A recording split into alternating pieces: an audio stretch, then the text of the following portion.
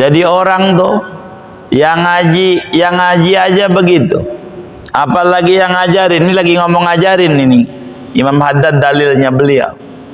Jadi yang ngajarin, saudara ngajarin tahlilan, ngajarin ratib, ngajarin alif-alifan, apa aja yang baik-baik. Itu malaikat, itu pohon, goyang-goyangnya. Ya Allah ampuni dosa Pak Anu tuh. Ya Allah ampuni dosa Pak Anu tuh. Ini satu nikmat besar. Kita sibuk bagaimana cara nerangin ama murid kita, bagaimana cara bisa baca Fatihah ama murid kita, puyeng-puyeng. Malaikat puyeng mikirin kita biar dosanya habis di mata Allah. Enak. Beruntungnya mereka yang mau ngaji. Yang ngaji pusing mikirin pelajaran. Gimana ini Arab gundul, Arab gondrong aja masih susah. Begitu. Kita puyengnya tuh dosa kita jadi rontok. Yang ngajarin begitu. Orang cara ngambil ikan, cara bagaimana mau goreng ikan. Kalau orang udah ngaji nggak bakalan tuh lele masih hidup-hidup, cemplungin aja, kejem namanya. Digetok dulu palanya, getok dulu, biar mati. Jangan hidup-hidup. Telur aja kalau udah ngaji nggak langsung ditotrok, cuci dulu. Sebab di kulitnya bisa aja ada sari-sari bebek atau sari ayamnya di kulitnya. Kalau langsung ditotrok, nggak pakai dicuci, ini rada gurih-gurih telur ayam ini. Sari-sari itu, gurihnya itu.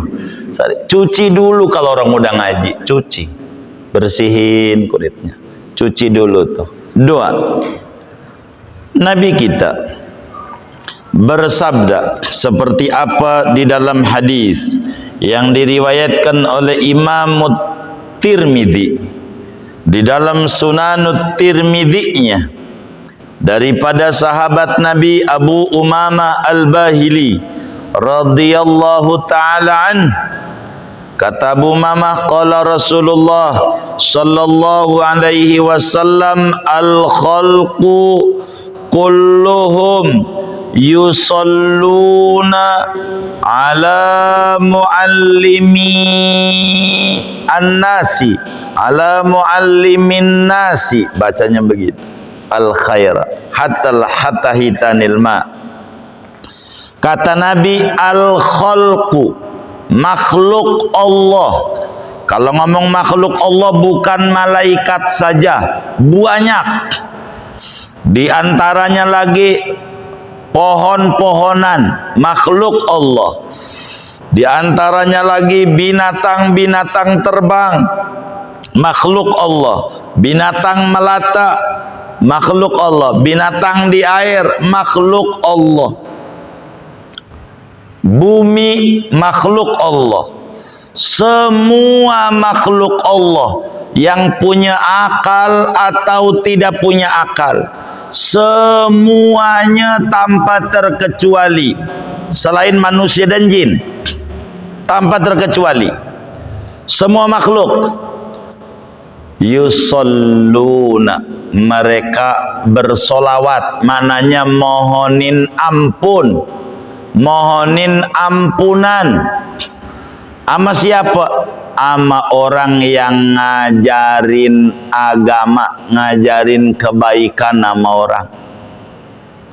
Jadi orang tuh yang ngaji aja begitu, apalagi yang ngajarin. Ini lagi ngomong ngajarin ini Imam Haddad, dalilnya beliau.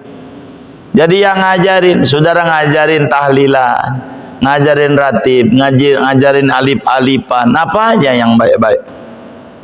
Itu malaikat, itu pohon, goyang-goyangnya. Ya Allah ampuni dosa Pak Anu tuh. Ya Allah ampuni dosa Pak Anu tuh. Ini satu nikmat besar. Kita sibuk bagaimana cara nerangin ama murid kita, bagaimana cara bisa baca Fatihah ama murid kita, puyeng-puyeng.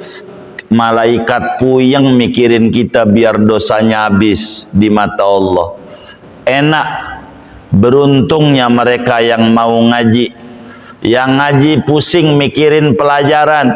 Gimana ini Arab gundul, Arab gondrong aja masih susah. Begitu. Kita puyengnya tuh dosa kita jadi rontok. Yang ngajarin begitu. Bagaimana itu? Dalam hadis yang lain, Nabi bersabda pada bagian ini, innallaha wa malaikatahu wa ahlas samawati wal ardi hatta namlati fi juhriha wa hatta al-hud la yusalluna ala muallimin nasi khairan. Begitu.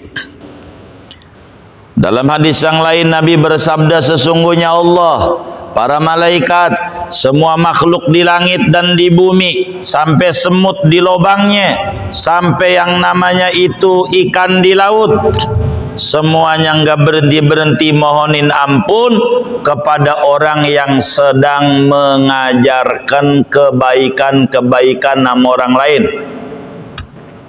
Itu begitu.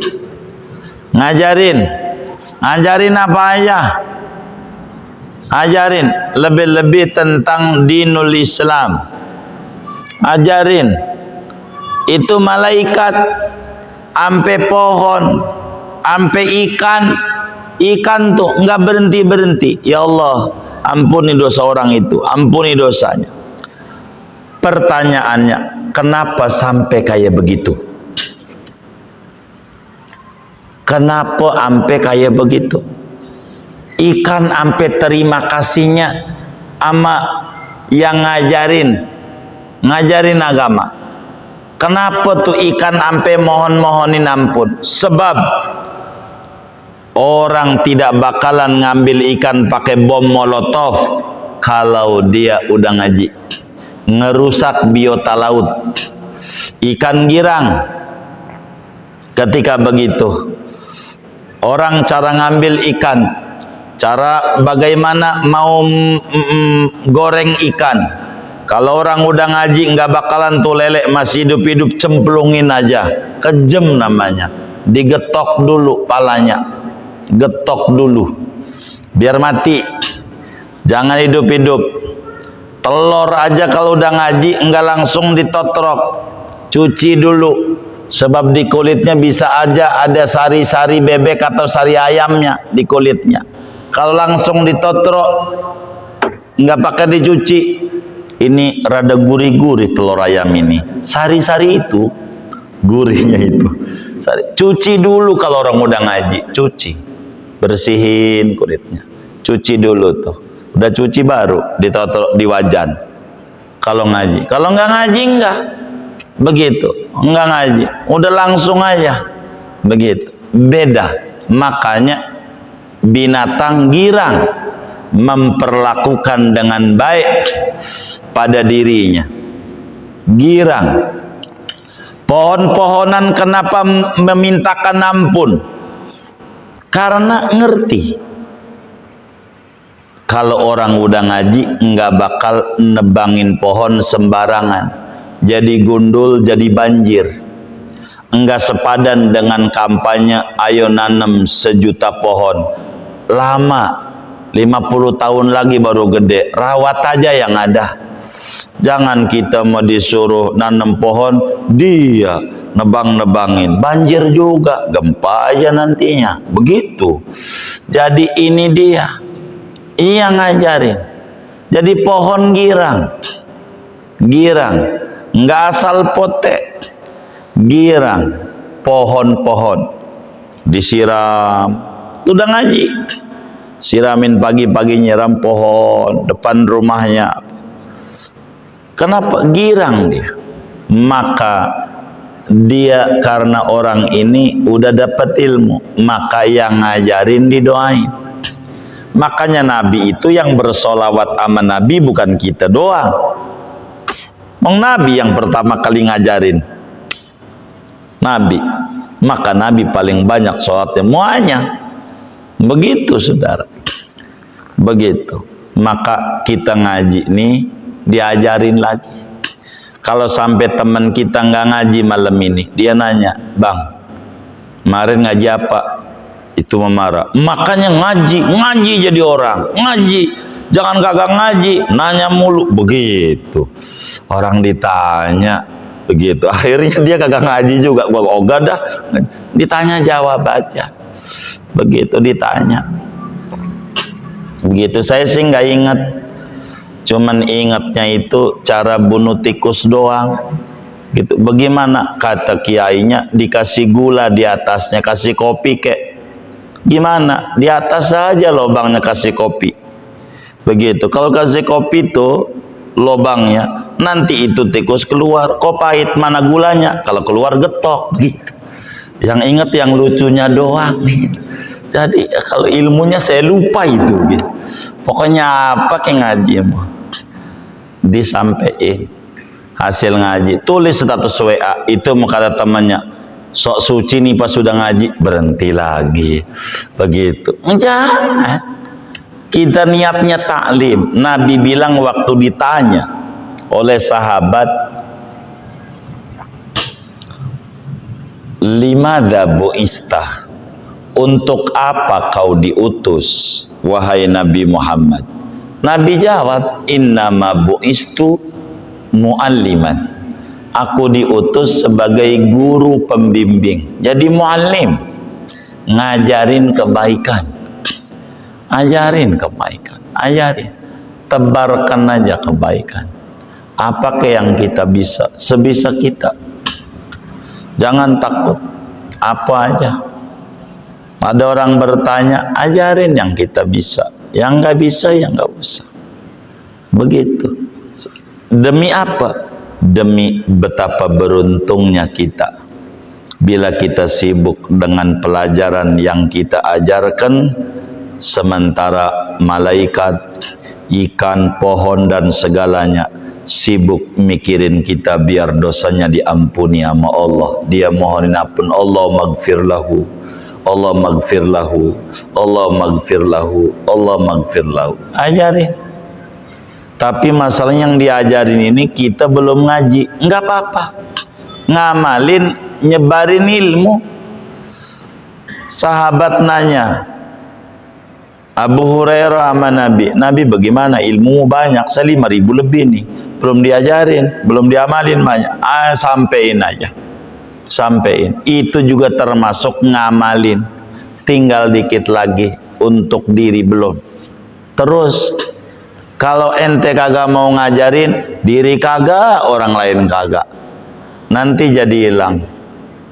Itu begitu, jadi hilang. Ajarin. Begitu. Maka beruntung tuh kiai yang ngarang-ngarang kitab ke Imam Haddad. Orangnya udah wafat, masih aja ajarannya dibaca oleh kaum muslimin di dunia, dan ganjarannya besar.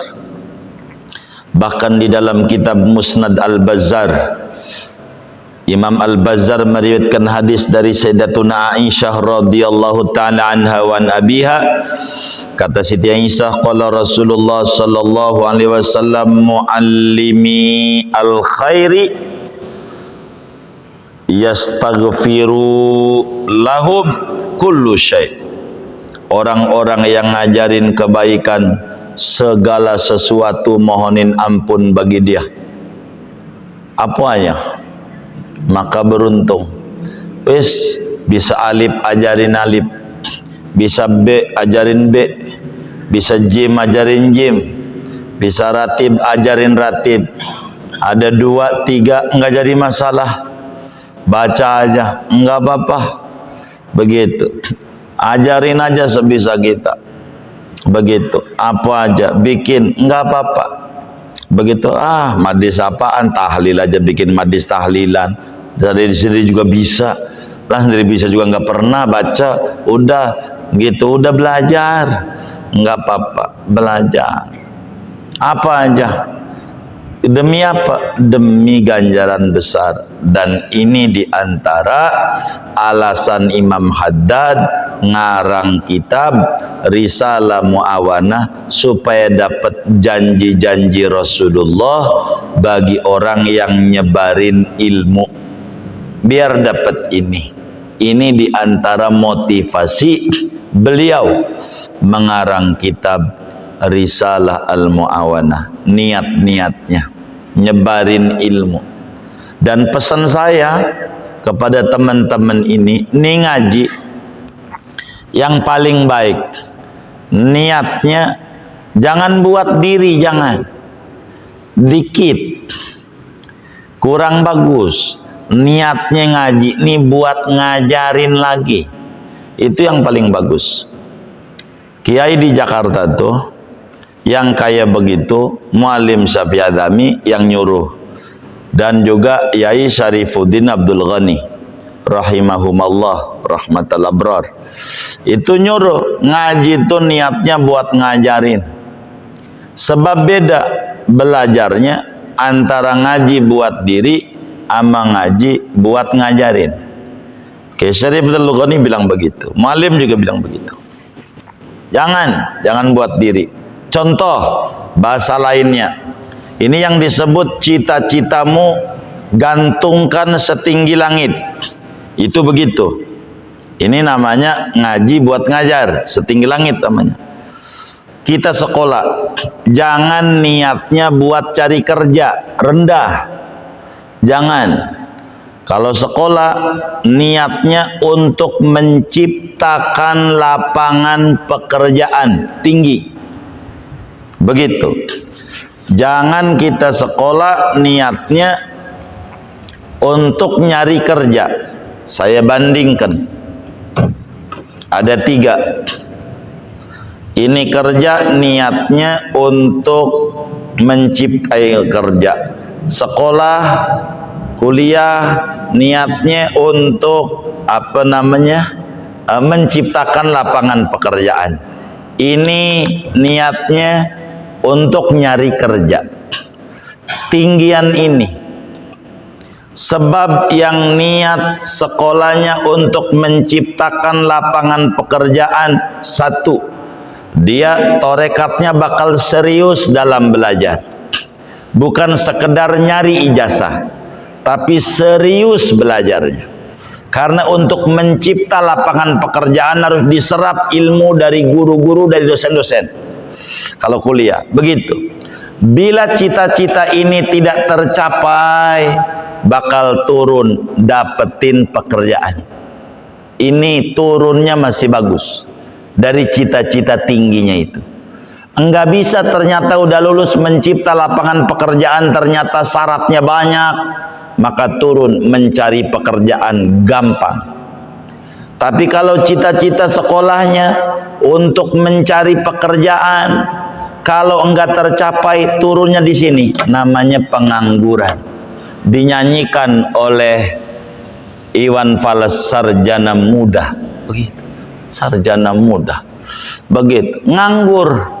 Akhirnya karena enggak tercapainya, mentoknya di sini. Imam Haddad ajarin dalam ratibnya, Allahumma inna nas'aluka ridhoka wal jannah. Niatnya ridho. Kalau ridho nih nggak dapat surga. Kalau niatnya surga nggak dapat, nyemplung kemari, namanya neraka. Rendah. Niatmu yang tinggi aja. Ngaji begitu, niatnya buat ngajarin. Kalau ngaji niatnya buat ngajarin, 1, dia bakal nyatet, karena bakal dia ngajarin biar bisa ngajarinnya. 2, dia bakal perhatian pada tulisan demi tulisan, pada uraian demi uraian, karena mau ngajarin. Begitu. Karena nanti bakal nggak bisa ngajarinnya. Kalau ternyata enggak ngajarin, enggak punya murid, bisa ngamalin buat diri sendiri. Turunnya di sini. Kalau niatnya dah yang ngaji, yang penting ngagugurin kewajiban, itu ngajinya guru baru 5 menit, itu mata 5 watt, sama gitu. Guru 5 menit, mata 5 watt, ngantuk. Ntar kalau guru sekian dari saya, melek semangat, begitu. Ini karena niatnya ngaji untuk diri sendiri. Jadi ngaji meniat buat ngajarin. Jadi perhatian